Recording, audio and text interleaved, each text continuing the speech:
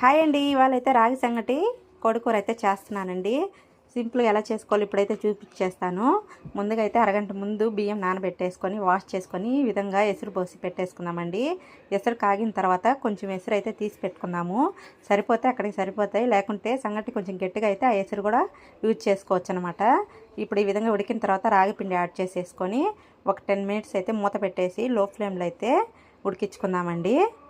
చూశారు కదా, ఇప్పుడైతే ఉడికిపోయిందనమాట. 10 మినిట్స్ తర్వాత ఎనిపేసుకుందాం, మొత్తం అంతా సంగటి గెలికేసుకుందాము. తెడ్డు లేదండి, నేనైతే పప్పు గుత్తితేను గెలుకుతాను అనమాట. ఫైనల్ లుక్ అయితే ఇదండి. ఇప్పుడైతే ముద్దలు చేసేసుకుందాము. ప్లేట్లో పెట్టుకునేటప్పుడే ప్లేట్కి కొన్ని వాటర్ అప్లై చేసుకొని చేతికి కూడా వాటర్ అప్లై చేసుకొని ఈ విధంగా ఇట్లా ముద్దలు చేసేసుకోవడమేనండి. ఇంతే అండి, సింపుల్ ఈజీగా అయితే చేసేసుకోవచ్చు. వేడివేడిగా సంగటి అయితే రెడీ అయిపోయింది. ఇప్పుడైతే కోడి కూర వేసేసుకొని హ్యాపీగా తినేయడమే. మీకు ఎలా అనిపించిందో చిన్న కామెంట్ చేసేయండి. Please subscribe. బాయ్.